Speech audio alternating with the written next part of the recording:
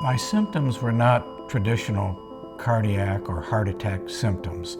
I can't say that there was an elephant standing on my chest or that my arms were tingly. It was like a severe sore throat that worked its way down my esophagus. And I, at that point, started thinking that perhaps this was a cardio event occurring.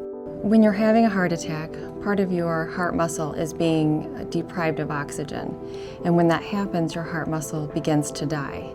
The quicker we can restore blood flow to your heart, the less chance of that heart muscle dying. If you are having a heart attack, you need to get treatment as soon as possible. And that means going to the closest hospital that is available to you. If there's any suspicion, I tell people to call 911. It's not the kind of thing that you want to play around with. We have had patients who are brought to the emergency room by their family and collapse with a rhythm problem that would have killed them had it happened 5 minutes earlier in the car. If somebody is having a heart attack and they call 911, an ambulance will arrive, and once the EMS unit arrives, they will evaluate the patient and get an EKG or an electrocardiogram as soon as possible. It takes probably 20 to 30 seconds to forward that 12 lead to the hospital, where a physician can also review it and determine if a patient is having a heart attack. That EKG gets transmitted to the hospital, to the emergency room, to the physician, and simultaneously everyone is alerted. We can be up in the room getting set up so that patient could go straight from the ambulance to the cath lab and without even stopping at the emergency room. The amount of time that we're actually saving with our EKG system can be anywhere up to 40 minutes. And when you're dealing with cardiac tissue that is dying off by the minute, that's huge.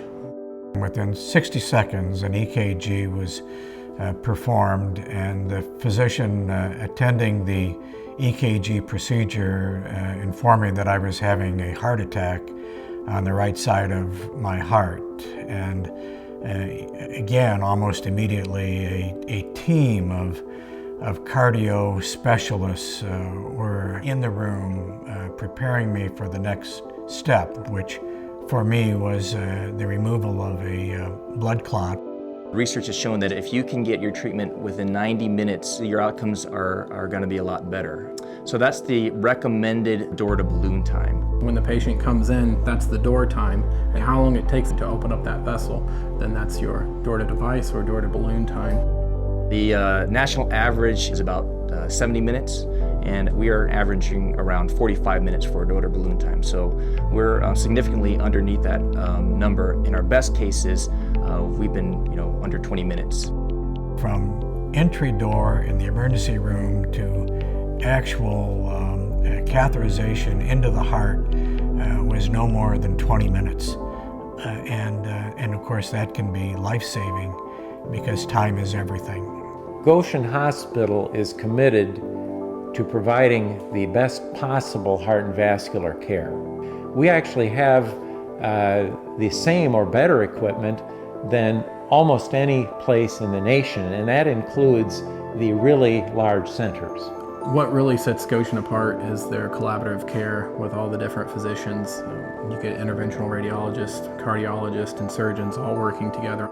We're in the 98th percentile of emergency cardiac care in the nation. And people need to understand that we are a small hospital, but we do rank nationally for our cardiac care.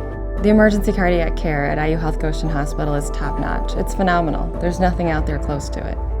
I was just amazed by how this team worked together. I had no idea that sort of care was available at Goshen Hospital. We now, here at IU Health Goshen Hospital, we do have a 24-hour-a-day, 7-day-a-week heart catheterization program. So for our area, if you're having a heart attack, you want to come to us, and we're going to get you taken care of.